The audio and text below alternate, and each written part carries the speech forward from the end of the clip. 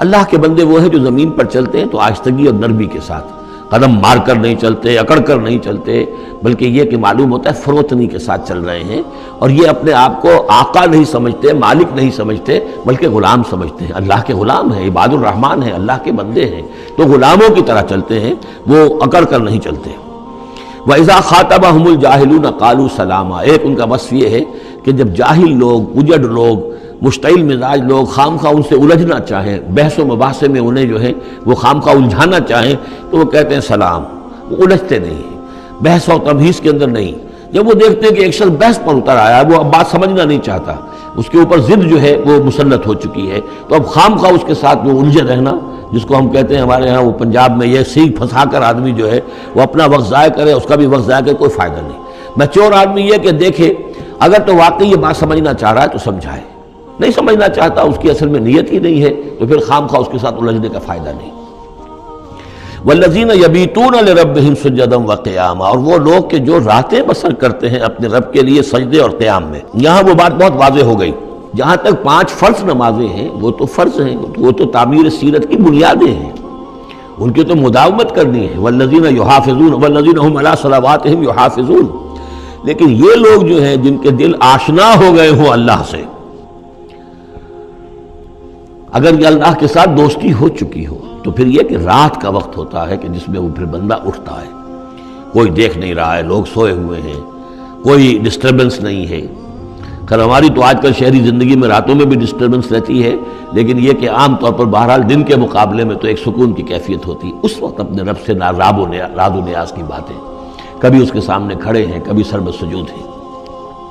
والذین یبیتون لربہم سجدا وقیاما والذین یقولون، اور وہ کہتے رہتے ہیں سب کے باوجود، ربنا اصرف عنا عذاب جہنم، اے رب ہمارے عذاب جہنم کو ہم سے پھیر دے، دور کر دے۔ یہ سورہ نور میں بھی ہم نے پڑھا تھا کہ وہ ساری شخصیت جو ہے بیان کرنے کے بعد وہ اس کے بعد بھی لرزاں و ترساں رہتے ہیں۔ یوما تتقلب فیہ القلوب والابصار، ڈرتے رہتے ہیں اس دن کے خیال سے کہ جس میں نگاہیں اور دل الٹ دیے جائیں گے قیامت کے دن سے۔ ان عذابہا کان غراما، یقیناً اس کا عذاب جو ہے وہ چمٹ جانے والی شے ہے۔ انہا ساعت مستقر و مقامہ، پروردگار وہ جگہ جہنم جو ہے یقیناً بہت بری جگہ ہے، مستقل قیام کے لیے بھی اور تھوڑی دیر کے لیے بھی۔ جو میں نے عرض کیا تھا کہ دنیا میں بری سے بری جگہ بھی جو ہے اس میں بھی آپ تھوڑی دیر کے لیے جائیں گے تو ریکریشن ہو جائے گی چینج کی وجہ سے، اور اچھی سے اچھی جگہ جو ہے اس میں بھی مستقل رہنا پڑے تو پھر اس کے اندر کوئی حسن اور کوئی جو ہے دلچسپی باقی نہیں رہے گی۔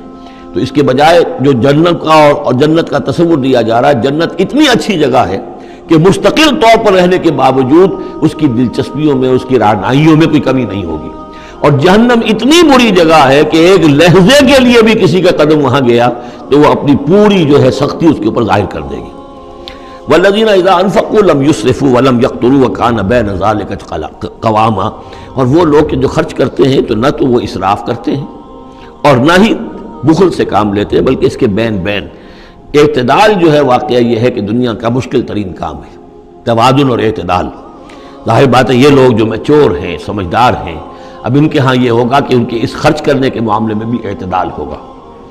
والذین لا یدعون مع اللہ الہا آخر، 3 کبیرہ گناہ وہ ہیں جیسا کہ ہم نے پڑھا ہے سورہ نساء میں بھی، ان تجتنبوا کبائر ما تنہون عنہ، تو بڑے بڑے گناہ وہ کون سے ہیں کہ جن سے اگر تم باز رہو تو باقی چھوٹے گناہ تو اللہ تعالیٰ جو ہے وہ معاف بھی کرتا رہے گا۔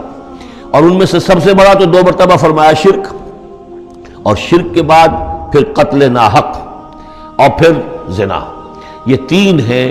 قتل ناحق سے بھی در حقیقت تمدن کی جڑ کٹ جاتی ہے، اور زنا سے تمدن جو ہے وہ سڈاس بن جاتا ہے، پھر اس کے اندر گندگی ہو جاتی ہے۔ تو اس حوالے سے یہ 3 چیزیں یہاں بیان کی جا رہی ہیں۔ والذین لا یدعون مع اللہ الہا آخر، وہ لوگ کہ جو نہیں پکارتے اللہ کے ساتھ کسی اور معبود کو۔ ولا یقتلون النفس التي حرم اللہ الا بالحق، نہ ہی قتل کرتے ہیں کسی جان کو جس کو کہ اللہ نے محترم ٹھہرایا ہے مگر حق کے ساتھ۔ قتل کے بدلے قتل والا معاملہ ہے، یا مرتد کا قتل ہے، یا زانی شادی شدہ کا رجم ہے، جو بھی ہے۔ ولا یزنون، نہ وہ زنا کرتے ہیں۔ ومن یفعل ذلک یلقى اثاما، اور جو کوئی بھی یہ کام کرے گا وہ اس کی پاداش کو پکڑ کر اس کو جو ہے اس حاصل کر کے رہے گا، یعنی لازماً اس کی سزا اس کو مل کر رہے گی۔ یلقى اثاما یضاعف له العذاب یوم القیامہ، قیامت کے دن اس کا عذاب دگنا کر دیا جائے گا۔ یہ آیت اس اعتبار سے بہت اہم ہے کہ منکرین حدیث نے بہت شور مچایا ہوا ہے کہ قرآن مجید میں کہیں عذاب قبر کا کوئی تذکرہ نہیں ہے، صراحتاً واقعتاً نہیں ہے، احادیث میں بہت تفصیل ہے، لیکن یہ کہ یہ مقام ایسا ہے کہ جس سے ثابت ہوتا ہے کہ قیامت کے دن سے پہلے بھی عذاب ہے۔ یضاعف لہ العذاب یوم القیامہ، دگنا کیا جائے گا ان کے لیے عذاب قیامت کے دن۔ اس کا مطلب ہے کہ عالم برزخ میں بھی ان کے لیے عذاب ہے۔ اور جو فرمایا گیا ہے کہ یہ جو قبر کا گڑھا ہے یا یہ جہنم کے گڑھوں میں سے ایک گڑھا ہے اور یا جنت کے باغیچوں میں سے ایک باغیچہ ہے، اور یا تو وہاں ایک کھڑکی کھول دی جاتی ہے جنت کی جہاں سے ٹھنڈی ہوائیں اور خوشبوئیں آتی رہتی ہیں، اور یا یہ کہ کھڑکی کھول دی جاتی ہے جہنم کی طرف جس سے آگ کی لپٹ اور گرمی جو ہے اور لو جو ہے وہ آتی رہتی ہے۔ یضاعف لہ العذاب یوم القیامہ، قیامت کے دن اس کے لیے عذاب دگنا کر دیا جائے گا، ویخلد فیہ مہانا، اور پھر وہ رہے گا اس عذاب میں ہمیشہ ہمیشہ۔ الا من تاب، استثناء ہے، استثناء یہ ہے من تابہ، جو جس نے توبہ کر لی دنیا ہی کے اندر موت کے آنے سے پہلے ما لم یغرغر، الا من تابہ وآمن، اور ایمان لایا۔ گویا کہ جو شخص اس قسم کے گناہوں میں مبتلا ہوتا ہے چاہے وہ قانوناً کافر نہ ہو، حقیقتاً وہ کافر ہو جاتا ہے، ایمان اس کے دل سے نکل جاتا ہے، لہذا توبہ گویا کہ اثر نو ایمان لانے کے مترادف ہے۔ الا من تاب وآمن وعمل عملا صالحا، اور وہ پھر عمل کرے نیک، فاولئک یبدل اللہ سیئاتہم حسنات، تو ایسے لوگوں کی برائیوں کو اللہ تعالیٰ نیکیوں سے بدل دیتا ہے۔ اس کے دونوں معنی ہے کہ توبہ کے نتیجے میں ایک تو نامہ اعمال میں جو اندراج ہوا تھا برائی کا وہ صاف ہو جائے گا اور اس کی جگہ نیکی کا اندراج ہو جائے گا، اور یہ معنی بھی ہے کہ زندگی میں اس دنیا میں توبہ کے نتیجے میں اخلاق جو ہے وہ پاک صاف ہو جاتے ہیں، دامن اخلاق کے دھبے دھل جاتے ہیں، اور انسان کا جو دامن کردار ہے پھر صاف شفاف ہو جاتا ہے۔ وَكَانَ اللَّهُ غَفُورًا رَحِيمًا، اور اللہ تعالیٰ غفور الرحیم ہے۔ وَمَن تَابَ وَعَمِلَ صَالِحًا، اب دوبارہ تکرار کی گئی، اور جو توبہ کرے اور پھر نیک عمل کرے، فَإِنَّهُ يَتُوبُ إِلَى اللَّهِ مَتَابًا، تو وہ ہے کہ جو توبہ کرتا ہے اللہ کی جناب میں جیسا کہ توبہ کرنے کا حق ہے۔ توبہ کی تسبیحیں ہو رہی ہوں، استغفار کی تسبیحیں ہو رہی ہوں، اور آیت کریمہ کے ختم ہو رہے ہوں 1.25 لاکھ کا اور لاکھ کا، لیکن حرام خوری جو کی توں جاری ہو، وہ سارے غلط کام ویسے کہ ویسے جاری ہوں، وہ کوئی توبہ نہیں ہے، اس کا کچھ حاصل نہیں۔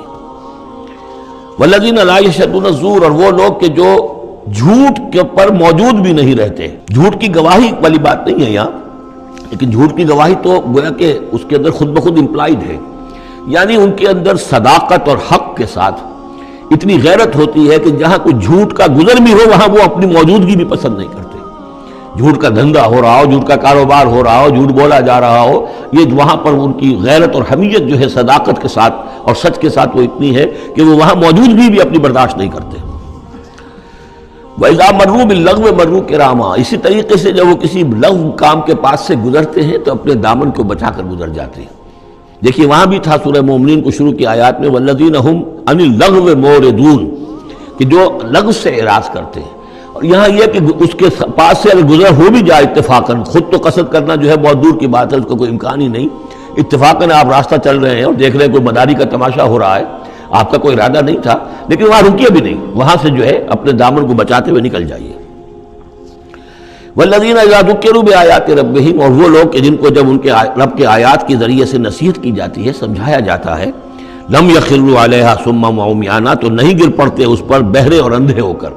اس کے بھی دونوں معنی ہیں، ایک تو یہ کہ مخالفت پر اندھے بہرے ہو کر کمر کس لینا جیسے کہ قریش کر رہے تھے، تو گویا کہ تعریض ہے، ان پر ایک تنزیہ انداز ہے یہ کہ یہ لوگ جس طریقے سے کر رہے ہیں وہ معاملہ اللہ کے بندوں کا نہیں ہوتا۔ لیکن یہ دوسری طرف یہ بات بھی ہے کہ آیات قرآنیہ کو بھی اندھے بہرے ہو کر تو نہیں پڑھنا ہے اور سننا ہے، بلکہ غور کرنا ہے۔ افلا یتدبرون القرآن ام علی قلوب اقفالها، تو کیا یہ قرآن کی آیت پر تدبر نہیں کرتے؟ وَتَدَبَّرُوا فِيهِ لَعَلَّكُمْ تُفْلِحُونَ، تدبر کرو تاکہ تم سمجھو۔ تو اس طریقے سے محض جو ہے وہ قرآن مجید کو بھی اندھے بہرے ہو کر جو ماننا جو ہے اس سے بھی بہرحال عباد الرحمن جن کی یہاں تعریف کی جا رہی ہے ان کے مقام سے وہ جو مقام ہے ان کے مرتبے سے فروتر ہے۔ وَالَّذِينَ يَقُولُونَ رَبَّنَا هَبْ لَنَا مِنْ أَزْوَاجِنَا وَذُرِّيَّاتِنَا قُرَّةَ أَعْيُنٍ، اور وہ لوگ جو کہتے ہیں کہ اے رب ہمیں اپنی بیویوں اور ہماری اولاد کی طرف سے آنکھوں کی ٹھنڈک عطا فرما، یعنی یہ کہ جس راستے پر ہم چل رہے ہیں ہماری اولاد ہمارے گھر والے بھی اسی راستے پر چلیں تاکہ ہماری آنکھیں ٹھنڈی ہوں۔ ایسا نہ ہو کہ میں تو اللہ کے دین کے راستے کی طرف چلنے کی کوشش کر رہا ہوں اور اولاد کسی اور طرف کو دور لگا رہی ہے، تو ایک کشاکش ہے۔ پھر یہ جو صورتحال جو ہے فرکشن گھر کے اندر پیدا ہوتی ہے، تو اللہ تو ہمیں ہمارے گھر والوں سے آنکھوں کی ٹھنڈک عطا فرما. اور آنکھوں کی ٹھنڈک ظاہر بات ہے عباد الرحمن کی کن چیزوں میں ہوگی کہ وہ بھی اللہ کے بندے بنے، اللہ کی بندگی کے راستے کو اختیار کریں. وَاجْعَلْنَا لِلْمُتَّقِينَ إِمَامًا، اور ہمیں متقیوں کا امام بنا. اس کا یہ مطلب نہیں ہے کہ امامت کی طلب ہے، بلکہ یہ کہ ہم خود امام ہیں. ایک شخص اپنے گھر کا سربراہ ہے، امام ہے، تو اے اللہ جن کے ہم امام ہیں انہیں متقی بنا دے. اس لیے کہ ظاہر بات ہے کہ میدان حشر میں جب ہم چلیں گے تو ایک شخص کے پیچھے اس کی اولاد چلی آ رہی ہے اور معلوم کو وہ تو جہنمی ہیں جو چلے آ رہے ہیں. یہ خود تو بہرحال ایک نیک آدمی تھا، نہیں، ہمارے پیچھے جو ہماری نسلیں آئیں اے اللہ انہیں بھی متقی بنا. جن کے ہم امام ہیں، جو ہمارے پیچھے ہیں، جن کے کہ ہم دنیا میں جیسے کہ فرمایا ہے ایک حدیث میں بھی آتا ہے کلکم راعٍ وکلکم مسئول عن رعیتہ، تم میں سے ہر شخص کی حیثیت ایک چرواہے کی ہے، اور اللہ نے کچھ نہ کچھ مخلوق جو ہے اپنی اس کے چرواہے کے حوالے کی ہے. تمہاری اولاد ہے، تمہاری بیوی ہے، یہ گھر کنبہ ہے، یہ تمہارا جو ہے یہ گویا کہ تمہارے متبعین ہیں، تمہارے فالوورز ہیں. تو اللہ ہمارے فالوورز کو متقی بنا دے اور ہماری جو امامت ہے وہ متقیوں کی امامت ہو. اولئک یجزون الغرفۃ بما صبروا، یہ وہ لوگ ہیں کہ جن کو بالا خانے ملیں گے ان کے صبر کی جزا میں. انہوں نے صبر کیا. ظاہر بات ہے کہ اللہ دنیا میں بے شمار مواقع آتے ہیں حرام خوری کے، ایک بندہ مومن بچتا ہے. بہت سے مواقع پر اللہ تعالیٰ موقع دے کر آزما لیتا ہے کہ ذرا سی بھی اس کی اندر کمی ہو تو پھر یہ نکل جائے کسی غلط راستے کی طرف. انسان جو ہے صبر کرتا ہے، جذبات کو روکتا ہے، اپنی خواہشات کو روکتا ہے، شہوات کو تھامتا ہے. ان تمام چیزوں کو سنبھال کر یہ سب گویا کہ پوری زندگی صبر ہے. تو بما صبروا اولئک یجزون الغرفۃ بما صبروا، یہ وہ لوگ ہوں گے کہ جنہیں بدلے میں ملیں گے بالا خانے جنت کے ان کے صبر کے عوض. وَيُلَقَّوْنَ فِيهَا، ان کا استقبال کیا جائے گا وہاں جنت میں، ان بالا خانوں میں، تحیۃ وسلاما، سلام کے ساتھ اور دعاؤں کے ساتھ. خالدین فیہا، وہ رہیں گے اس میں ہمیشہ ہمیش.